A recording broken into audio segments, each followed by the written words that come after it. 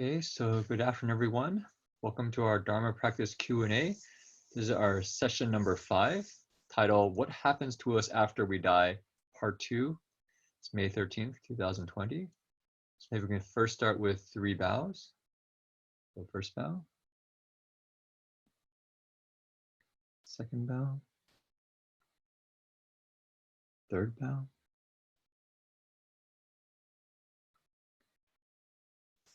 So as I mentioned a moment ago, if you could write your questions in the chat box, I will try to save about 10 minutes at the end of the talk to answer questions that come up. So please feel free to just add to the chat box. So to begin, we have our Dharma Request. So you can put your palms together. You can also chant with me. Will the Sangha with great virtue, out of compassion, for the sake of this assembly and all living beings, please turn the wonderful Dharma wheel to teach us how to leave suffering and attain bliss and end birth and death and quickly realize non-birth. You can also chant with me. Namo tassa bhagavato arahato samma sambuddhassa.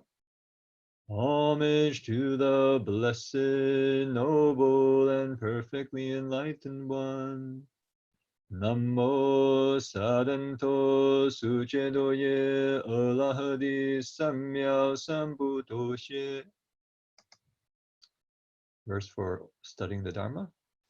Supreme and wondrous Dharma, subtle and profound, rarely is encountered even in billions of eons. But now we see and hear it and accept it reverently. May we truly understand the Buddha's actual meaning. All Buddhas and Bodhisattvas, Master Hua, and all good and wise Dharma friends online, Amitofo. Welcome to our Dharma Practice Q&A. Today we're continuing to investigate these key questions. I started last week, but we didn't quite finish. The questions were, what happens to our relatives and friends when they pass away? The next one is, how can we help them on their transition to their next life? And then if we make it a little bit more personal, because it's not just our relatives that will pass away, but ourselves as well, what happens to us when we die? How can we prepare ourselves for when this time comes? So I'll give a very quick recap of last time. Number 1, I talked a little bit about how by understanding death, we understand how to live, because that was very much my case. I was looking for my purpose in life, trying to find purpose in life. And I thought to myself, if I could figure out what happens to us after we die, maybe I will know how to live this life. And I feel very fortunate to have met the Dharma and found some really good answers. The second thing was we went over in a fair amount of detail, a process of a family friend passing away. And in that story, I mentioned a couple of principles. Number 1 is during this process, we don't want to fight with other people. We want to maintain an atmosphere of harmony, to try to practice kindness, to maintain patience. That's actually very important, because if we're agitated and everyone around us is agitated, then the person who's passing away will have a difficult time. The next is we want to respect the beliefs of the deceased. We don't want to force our beliefs on other people. I mentioned about not touching the body for at least 8 hours after death.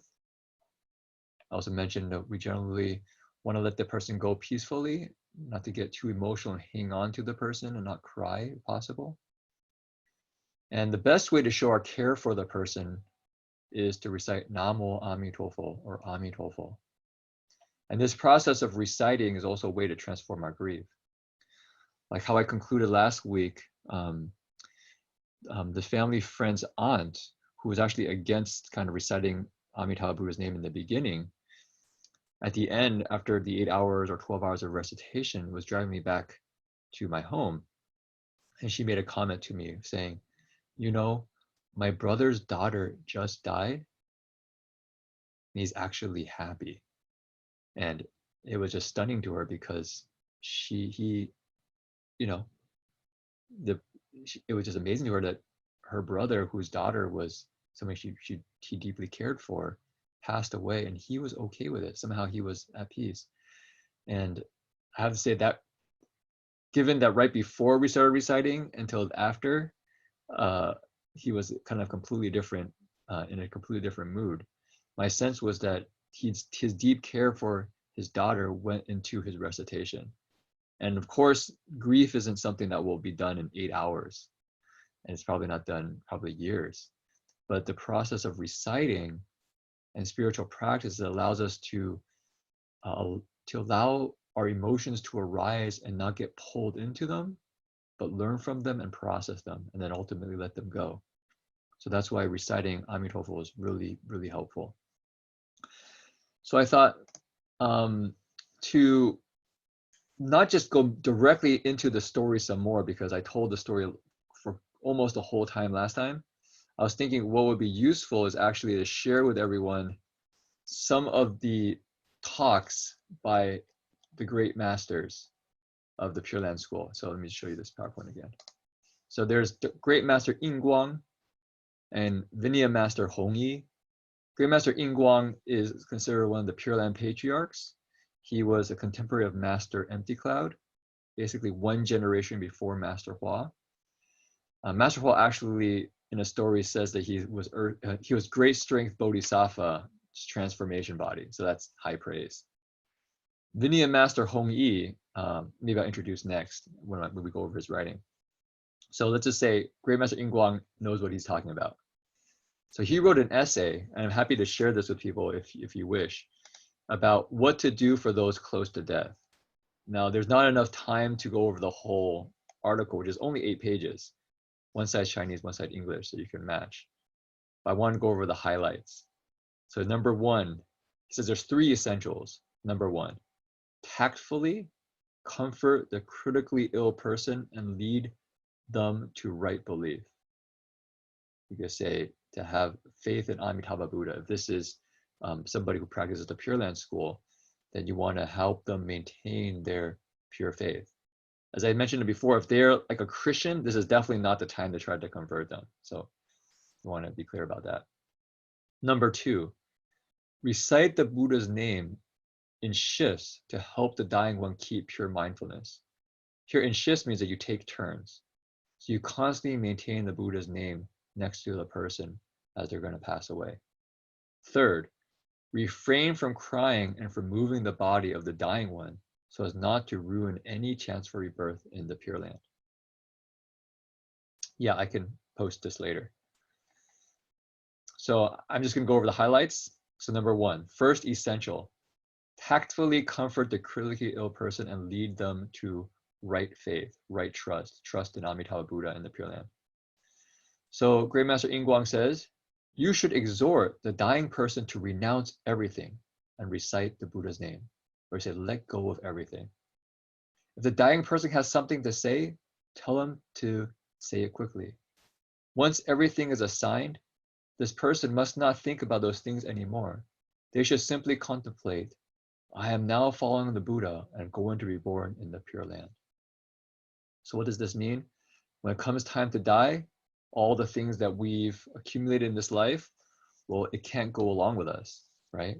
So holding on to them doesn't make any sense. Rather, the best is just to let it go. Sometimes people, before they pass away, have some last wishes, right? They maybe got an argument with somebody and want to ask for forgiveness, or maybe there's some project that they haven't finished. So you say, okay, what do you need? I'll take care of it. Don't worry. You just let everything go and do what? Right now is the time for you to follow the Buddha and go to Amitabha Buddha's Pure Land. So they can just focus their mind. It's very important for them near the end of life. So Great Master Guang goes into quite a lot of detail about how to do this. Okay, second essential, recite the Buddha's name in shifts to help the dying one sustain pure mindfulness. So he says, we have already exhorted the patient to bring forth the proper belief. But the dying person's mind may be too weak to maintain concentration, because when we're dying, it's often very painful. It's very hard to stay mindful. Not to mention someone who ordinarily does not recite the Buddha's name, having trouble reciting continuously. Even those who constantly take recitation of the Buddha's name as their daily practice, their daily business, will need the strength of others' assistance to make things successful. Therefore, family members should exercise filiality and compassion by reciting the Buddha's name at the side of the dying one. So if we have a regular Amitabha Buddha practice, like people may have just joined in the Amitabha recitation just a few minutes ago, great, you have a regular practice. If you want to make that practice really go deep, you can try to imagine that 30-minute recitation, you're on your last 30 minutes of your life. So you're really sincere. You know, what I find is when people are passing away, they're really sincere. When people are reciting for someone who's passing away, they're really sincere. All of a sudden, the Pure Land practice becomes really real. So here, Dharma Master Guang says, for those who recite the Buddha's name all the time, even at death, it's still difficult. How much the less is it for somebody who ordinarily does not recite at all? So what can we do? We can help them by reciting next to them during their final hours. This is also an exhortation for us to recite the Buddha's name throughout the day for ourselves, and not take it to be, not to take it as a casual practice. Okay, so number 3. Oh, there's one more here. While the Buddha name is being recited, tell the relatives and friends not to approach the dying person to offer them their regards, or to chat with them, or to speak words of comfort. If they really want to express their feelings of fondness for the dying one, they should follow along and recite the Buddha's name for a certain time. This is genuinely offering true affections to the dying person, and it will truly help that person. So the principle is, at this time, how can we help? Recite the Buddha's name. Like my family friend's father, and he was trying to comfort her, trying to do things, trying to put chapstick on her lips, but not recommended at the very end. It's, the body is impermanent, it's going to go. So what can you do to help that person? Sincerely recite the Buddha's name. Wish for the person's a pleasant rebirth to the Pure Land. So number 3, refrain from crying and from disturbing the body of the dying one so as not to ruin any chances of rebirth in the Pure Land. It is decided that the time near death, whether a dying person will become a common person or a sage, a human or a ghost, it is the most critical time, the moment when his or her destiny hangs by a thread. The only thing you should do is to recite the Buddha's name in order to guide that person's consciousness. Do not bathe the person, change his clothes, or move the bed where he is lying. Leave him in whatever position he or she is in, sitting or lying down. Do not move them, or display grief or weep in their presence. At that time, they are not in control of their body. If you move them, their hands and or feet or their body will experience excruciating pain. The pain will vex their mind, and mindfulness of the Buddha will cease. If the dying person dies with hatred in their heart, they may fall into the realm of poisonous creatures upon rebirth. How frightening, right? So I mentioned to his friend's father not to touch her body at that time, because if she feels pain, well, what happens when we feel pain? We sometimes feel anger, like, why are you doing this to me? Don't touch me. I'm feeling so much pain. Even to our loved ones, like, don't do this. Although they love us and try to take care of us, they don't know that they're causing the person who's passing away pain. And then by creating a negative state of mind in the person, then that can actually influence their next rebirth. If the dying person sees others grieving and weeping over them, they could become emotional, and their mindfulness of the Buddha would also cease. With emotions and feelings of love on their mind, or affection, this kind of emotional entanglement, the dying person might not be able to get liberated after this life. The most beneficial thing to do at this moment is to recite the Buddha's name single-mindedly. The most harmful thing to do is to move the body without reason or to weep. Then the person will not have this one chance in a million of gaining rebirth in the West because of the hatred or passion So hatred here is the resentment of somebody touching them and getting pain, or passion being kind of this emotional attachment because they see people crying that arose in their mind due to your moving or crying over them. Okay, so Dharma Master, Great Master Guang goes into quite a lot more detail. You can see I just scanned through here, but I don't have time to go over the whole article. So I will try to post it so people can take a look at it. But next, I actually wanted to share something that when I was investigating what happens to us after death, I found very useful. And this is a video, a movie called Life After Life, put together by a person named Raymond Moody.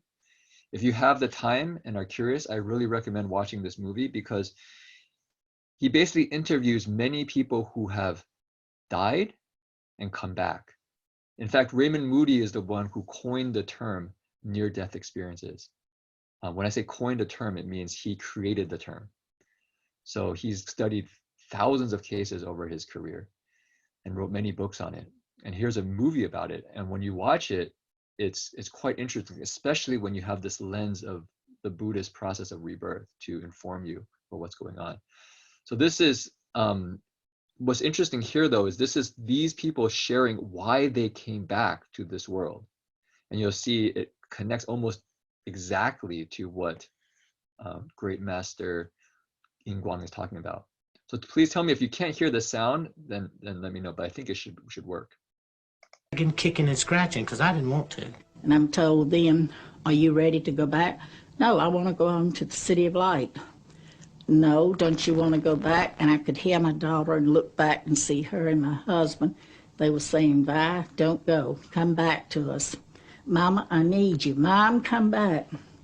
And they asked me again, are you ready to go? I said, no, but it seems that my daughter needs me, so I must go back. I really had no reason to go back. Okay, so you hear that, it says, it seems like my daughter needs me, so I have to go back, right? So they go back because I hear my loved ones needing me, holding on to me. Except that I can remember my mother, and I know that I'd put her through a lot. I was a very accident-prone kid, and she used to say, if you ever die before I do, I'll never forgive you. My mother was so adamant about me not dying before she did. I think that's what first came into my mind. We are alive because of love, and this was what brought me back, which, to be honest, I didn't want to come back, but this love brought me back, love of that people who wanted me back. Other times they say that they're given a choice, that they're told. Okay, so that's one group being saying that basically loved ones wanted them to come back. That's why they came back.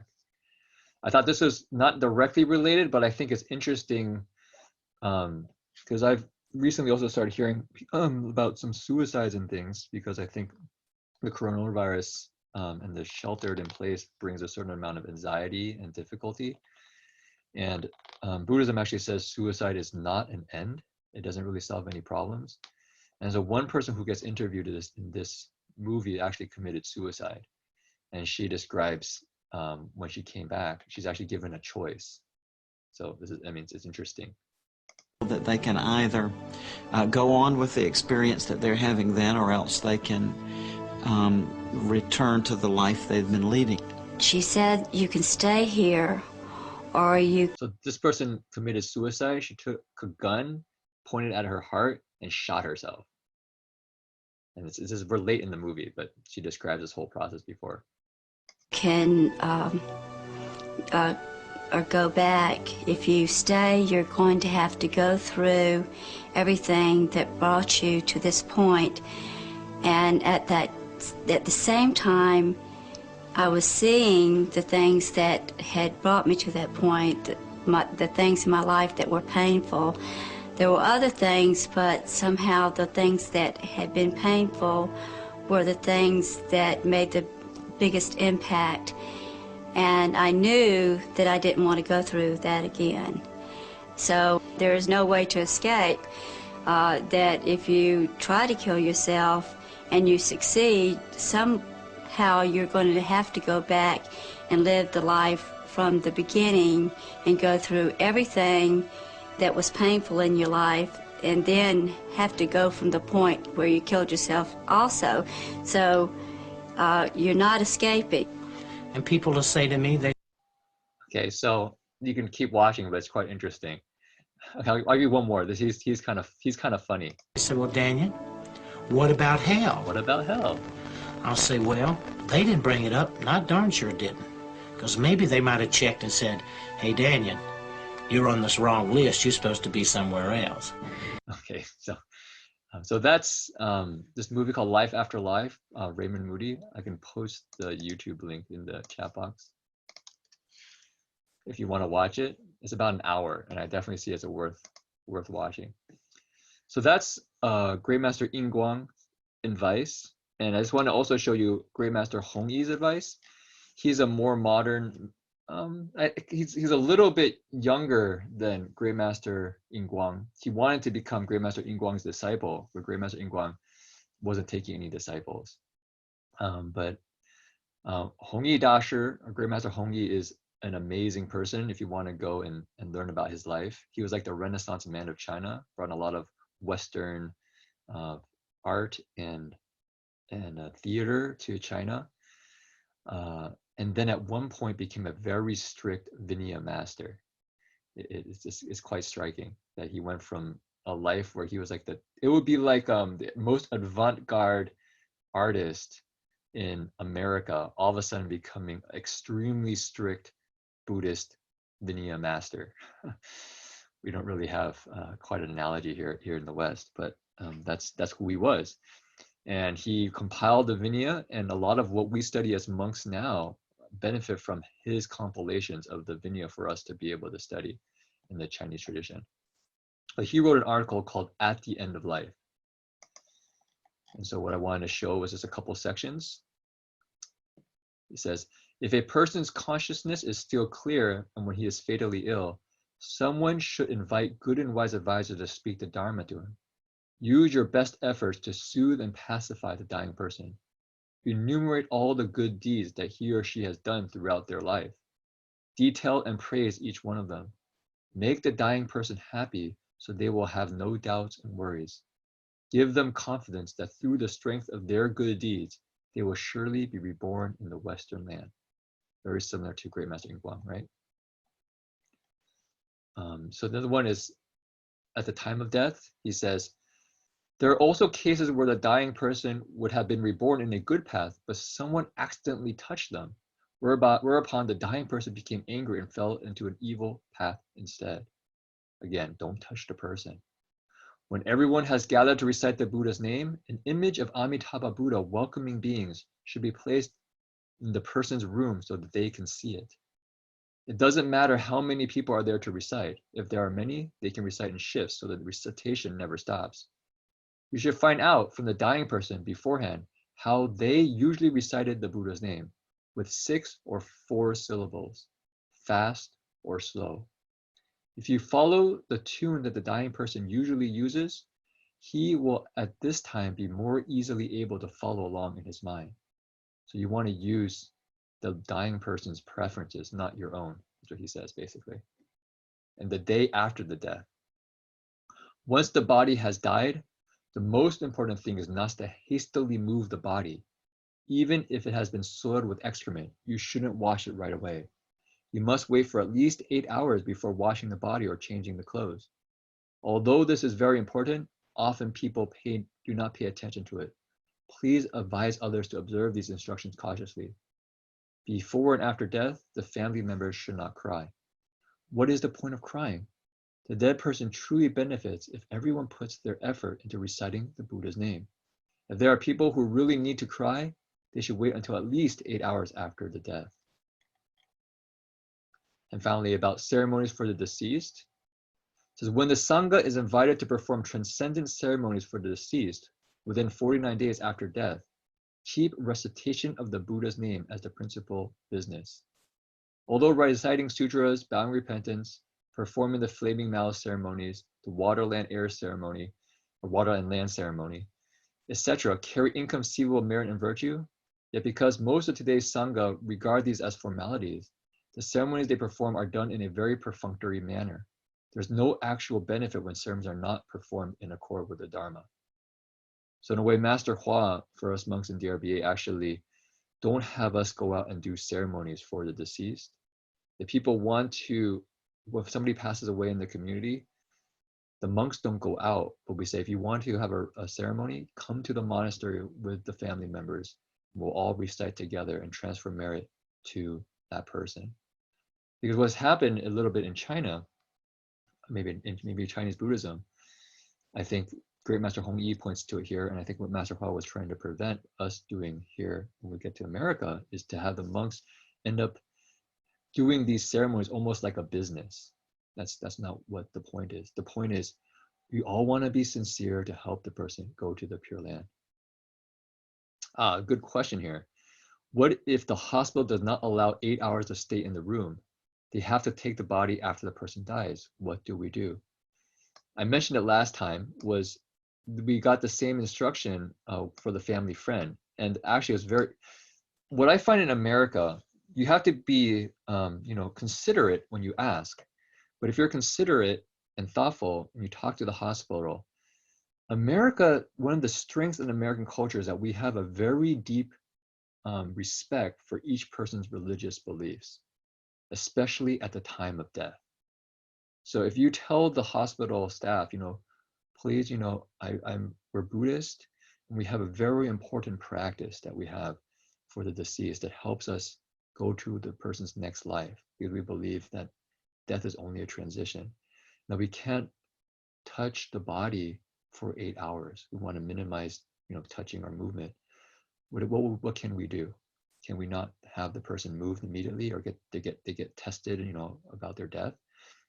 So what happened in our case is that the nurse told us that, okay, when the person dies, don't tell us immediately. Wait for 8 hours, and after 8 hours, come inform us, and then we will then do the regular procedures. So that's what we did. When the person passed away, when this friend of mine or the family passed away, we just recited the Buddha's name. After 8 hours, we told the hospital staff, the hospital nurse came in, measured their pulse, passed away, wrote up their documentation, and it had the time of the deceased 8 hours later. Okay. Another case was my grandma. Although we had to move her body, when she passed away, they already had another room that was empty that we moved her body into so we could all recite next to her. What if the person dies in an accident and there is not an opportunity to recite before the death, as it is instant?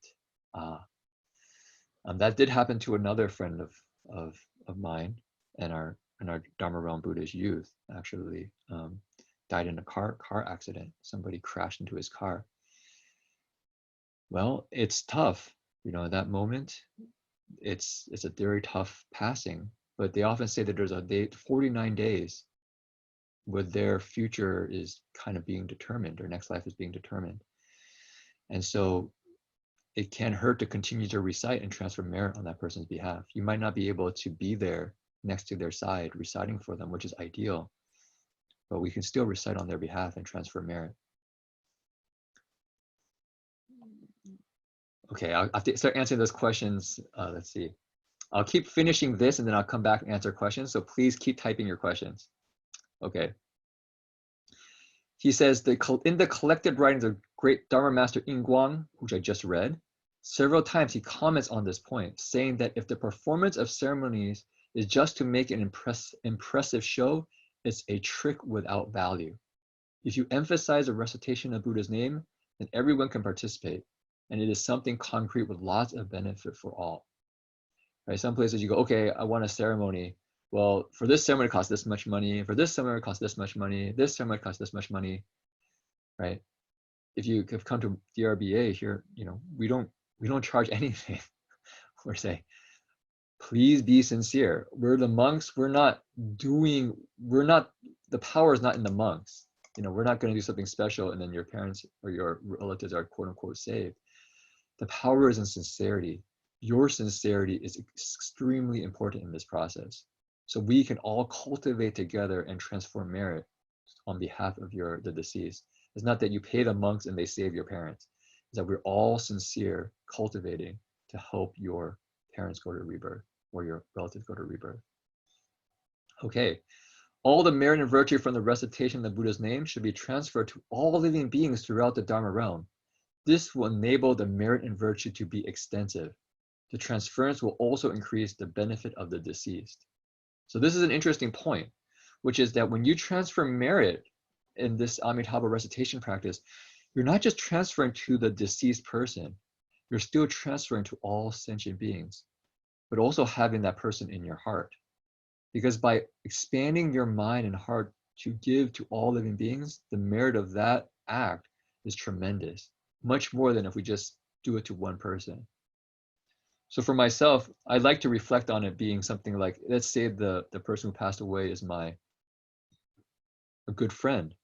Well, I transfer first, okay, I wish the merit will go to my good friend, but I want it to also go to all people suffering like they suffered, so that all beings can be free from suffering. And all beings can ultimately be reborn in the Pure Land, if you're a Pure Land practitioner, right? So that's the heart expanding. So that's this article. It's about 6 pages. So as I said, I can post these for people if you want to take a look. I show the movie. Okay, so I realized time is almost up, and I didn't actually go over my my friend's second part of the story, which I'll go over if I can answer these questions and in time. So let me just take a look at the questions here. What if loved one pass away? How can we dedicate merit to them even in the monastery if maybe we're not in the monastery or we're far away from CTTB? Well, I think we got a pretty good answer from this, the article written by Great Master Guang. You don't really need the monastery per se. What you need is sincerity in your heart, and then recite and transfer merit for the person who passed away. You can do good deeds on the person's behalf. You can be vegetarian on that person's behalf. Also, there's a lot of things not to do. Don't move the person's body. Don't, you could say, cling to the person and say, you can't leave, I really want you back. You know, especially after they passed away, because they can't. Their body is gone, right? They can't come back. And so they're then really frustrated and afflicted because they do want to comfort you. They care about you too, but they can't comfort you. And those stories about in that video about near-death experiences, they're the select few who somehow their time isn't up yet, and they can still return back to their body and continue living. But not, well, I'll say most people probably don't have that option, especially if they're really at the end of life. What if the deceased is far away in another country and they don't believe in Buddhism and they don't believe in burying the body right of way? I don't quite understand what that means.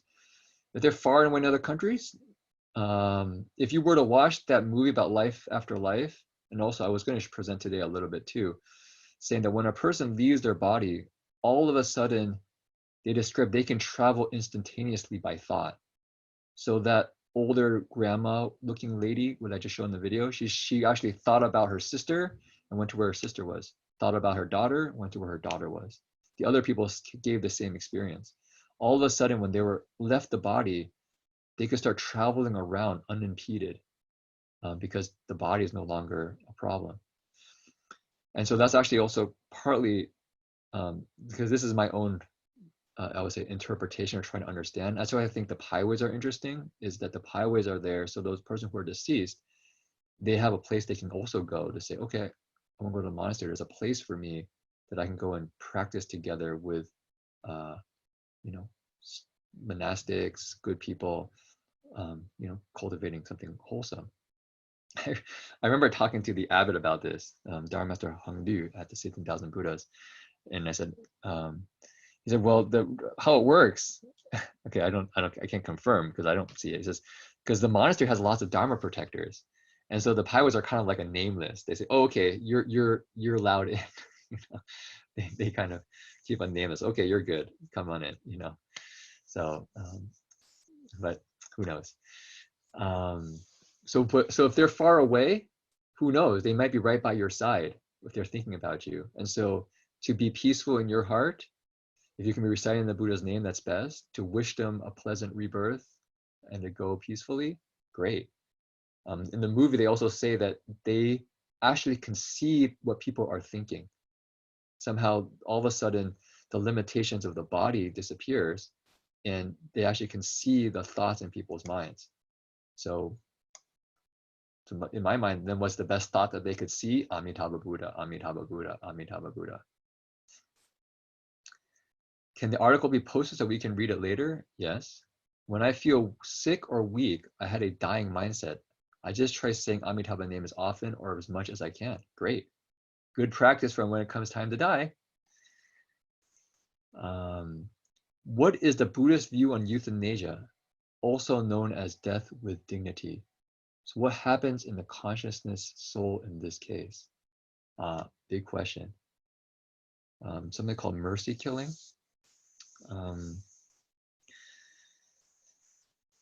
This is, I think, a sensitive topic because, you know, it's heavily debated in society, you know, saying, oh, kind of like, you can't, you know, and it becomes almost like a political battle line.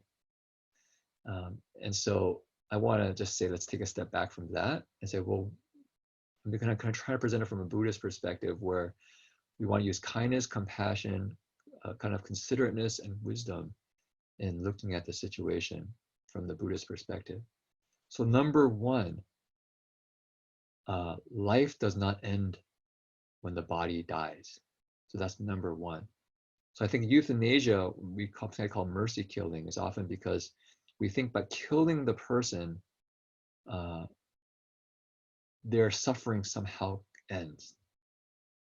Not for sure the case. Like we saw the person talking about when she committed suicide, she thought she was ending her pain, but she realized that actually she was fortunate she had the choice. And she was given the choice, essentially saying, okay, you either go back and finish reliving your life, or you're going to have to relive your entire life's experiences again up to this point you killed yourself, and then keep going. And she realized, wow, I don't want to relive all the pain that brought me to this moment of suicide. Maybe I just go back to living, right? So in Buddhism, we generally, I would say, we don't really support euthanasia. But we also don't support saving the person's life at all costs. You know, you use heroic, you know, last minute measures to try to save the body and have very low quality of life. That's not it as well. What we're trying to do is help the person pass away very peacefully. I can tell you a story where a man came to the monastery, and it was pretty late at night. I remember he came in. He looked kind of, you know, disheveled. Jing Wei Shu and myself were talking to him. He says, my mom is dying. You know, she's in the hospital, and I was wondering, can we bring her ashes to the monastery because she's Buddhist, and the monastery that we want to send it to is in Taiwan, but we want to make sure that it's in a monastery right after she dies, because we can't bring it to Taiwan immediately. So I said, okay, wow, that's quite a question. How about let's talk about this? So what's going on? So he started talking to us about a situation. He said his mom has been in the hospital for quite a while, and she's, you know, pretty much at the very end of her life. So much so that her body's become bloated. It's something like 2 or 3 times its normal size. And I was like, wow, that's kind of scary. I didn't say that actually. That was my thought. I'm like, wow, that's pretty intense. He says the doctors say there's no more hope, and they just want to pull the plug and you know, have her die. But he says that they can't do that. They can't let my mom die. It's my mom, you know. I'm going to sue them. You know, he was somebody who was used to getting his way. You know, very successful. Was talking about all the things he's done. They can't do that. I'm going to sue them. Da, da. I'm like, okay, let's talk about this. You know, what's going on? Da, da, da. Says, do you really know what Buddhist perspective on death is? Says, yeah, my mom really is Buddhist and she believes in the Buddhist way of dying, so I want to support her. I said, okay, so let me explain this to you. When we die, it's not the end. You know, it's a transition. What's really important is that you let the person pass away peacefully. And what really keeps the person in this world is their loved ones really holding on to them, not letting them go, because they want to stay with us. They care about us. In my heart, I thought to myself, I could see this man was extremely attached to his mom, would not let her go at all costs. And I thought to myself, wow, if I was his mom, I probably would stay just to try to comfort him, And then when he told me her body is, almost 2 or 3 times the size, I'm like, wow, she's really holding on, because the body is basically saying, I am no longer able to hold life, right? So I told him, okay, let me tell you, how about this? If you go back and you really let go of your mom, she can't continue living, right? He says, yeah, I know, the body is just gone. The body is, so okay, so what use is there in fighting for her to live? What's holding on? She's my mom. I have to do everything for her. Okay, well, right now, the most important thing is to recite the Buddha's name and let her go peacefully. And after we talked for a little while, I could see that it sunk in. Oh, wow, okay. What's important is that I let her go. I don't know exactly what happened to her. Later he did call and she did pass away. Actually, I think just a few days after. And my gut feeling is that he let her go and then she left. So my sense for euthanasia is that for certain cases, people are holding on because we don't let them go. Rather, if we want to really help the person pass away, then let's recite the Buddha's name and wish that they can go to a pleasant rebirth. We don't have to actively do something to cause them to be killed, because in Buddhism, that's actually considered killing and breaking the killing precept. What happens to the conscious or soul in this case of euthanasia? Similar to what everyone else does when somebody dies. What if the deceased person and the family members do not believe in the Buddha's teachings? Then at this point, I wouldn't force the Buddha's teachings on them. If they're curious, then I can maybe share. But if not, then what we can try to do is to help support them in their beliefs as much as possible. Like Reverend Heng Sure, his mom was deeply Christian. She wanted to go and be in heaven with God. So that's what he supported. He didn't say, no, mom, you really should go to Amitabha Buddha's Pure Land, right? In Buddhism, we respect each person's beliefs. If you want to look at it from the long term for Buddhism, we know people have many lives. So we want to have good affinities for people so that when the time comes, maybe in the future life, that we can share the Dharma with them. It's not a one chance kind of thing. So I think this was already answered. Could you discuss the benefit of full lotus sitting? Is it recommended to change Amitofo to recite maybe Amitofo in full lotus for the dying one?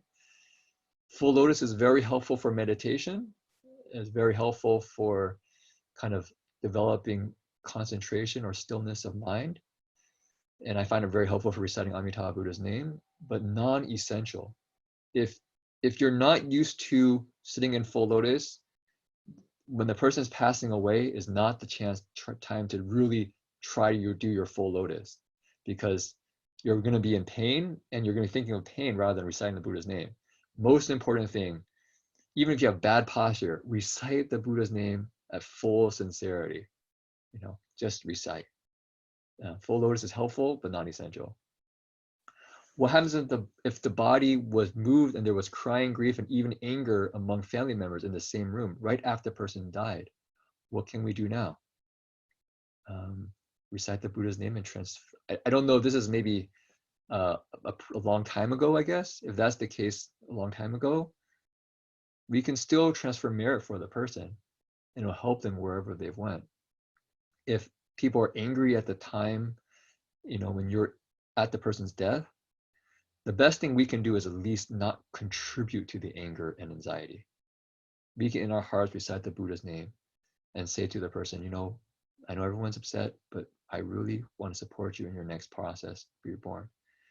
And hopefully they can connect with your energy and your stillness and go to a good place.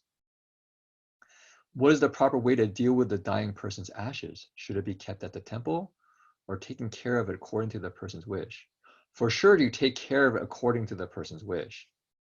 That's that's a standard. We want to respect the person's beliefs. We don't want to force our Buddhist beliefs on other people. In terms of properly dealing with the ashes, people like to put it in the monastery in some places. Although at CDDB, we have so little room that there's not really a place for people to put ashes, unless they're kind of like a monastic or already kind of got a place set up there. What we can do is you can put a highway for the person.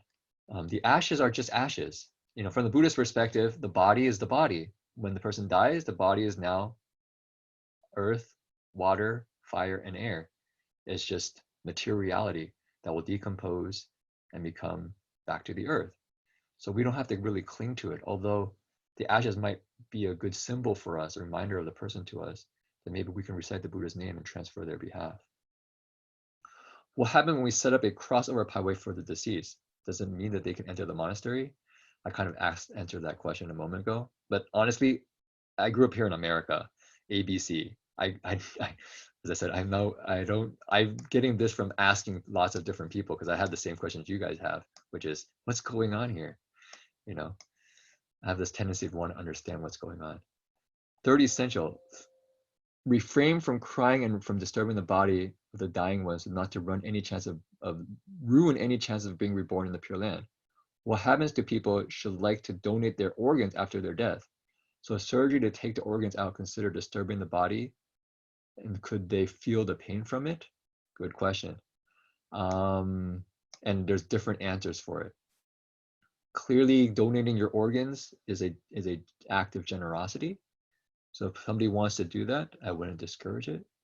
At the same time, from reading what these writings of Great Master Hong Yi and Great Master Guang say, personally for myself, I don't think I have the samadhi yet to be able to have somebody, you know, kind of take my body organs and know that I will not have the mindfulness to be able to not have my mind move. So, you know, it's each person's personal decision. There's an act of generosity there, but there's also a reflection on my own ability to not get moved by the person actually cutting open my body. Dharma Master, how about animals or insects? Should we not touch their bodies too? Yes, I wouldn't touch their bodies, especially right after they die. You can recite the rebirth mantra for them. Namo Amidopo Yedodo Jedo Yedodi Yedo Amidito Papi Amidito Shinapapi Amidito Pijanandi Amidito Pijanando Chemili Checheno Jali Swapoho. That usually you'll see the monastics do that when they see a dead animal or dead being. You recite the rebirth mantra, transfer merit, hope they go to Pure Land. Is it possible to post a Q&A on YouTube so others can view it?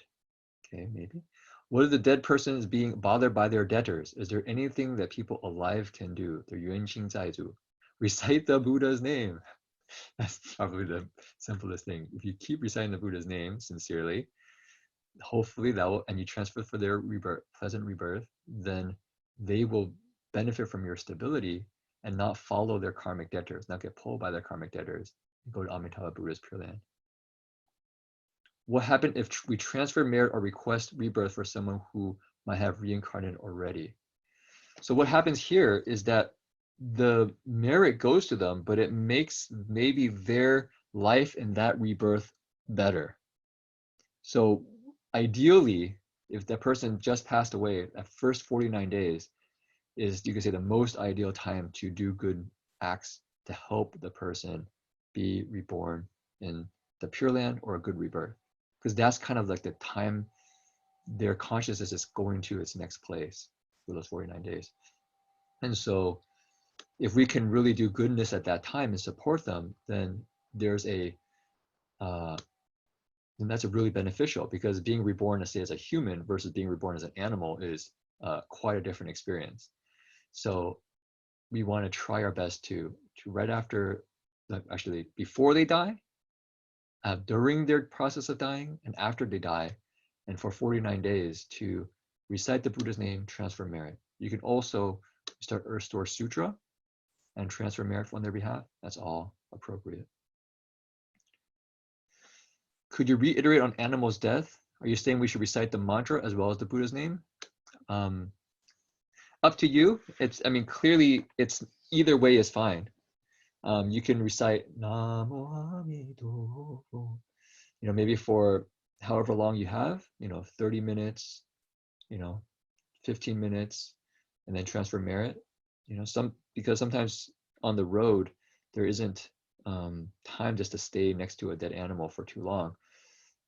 Usually what I do if I'm driving by on a car and I see, let's say, a dead squirrel on the side of the road or roadkill, I recite 7 great rebirth mantras and then dedicate merit on that animal's behalf, right?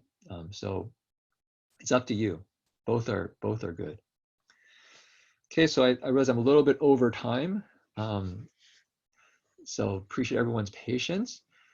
If people are still curious about this topic, I ended up not going over the second half of the story yet, but unpacking kind of what happened after the person's passing away and trying to have a funeral for them. And the monk gave me a pretty detailed description of what happened to us after we die for the 49 days. And I had some sutra texts, the Shurangama Sutra and the Earth Source Sutra, to present about what happens when we die. So maybe I'll do that one more time next week, and then we'll move on to other topics. So you can still send in your questions, and I'll try my best to answer them. Okay.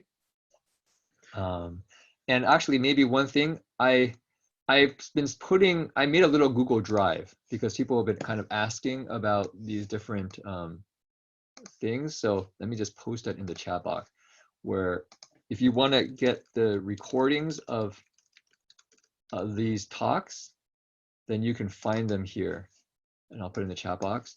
And go. And also for these particular articles, I'll have also post them there so you can read them. The translation I think probably needs a little bit of reworking, but you can definitely understand it. And the Chinese right next to it so you can read it. Okay, so let's dedicate merit here.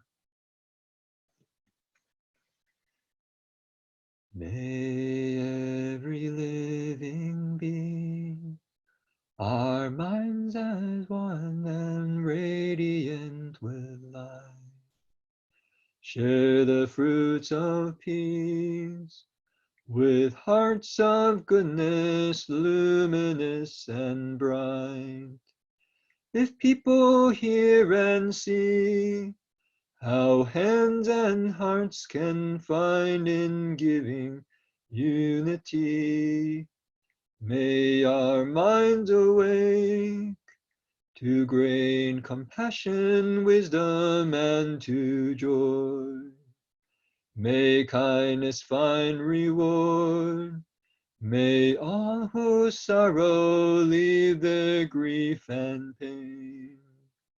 May this boundless light dispel the darkness of their endless night.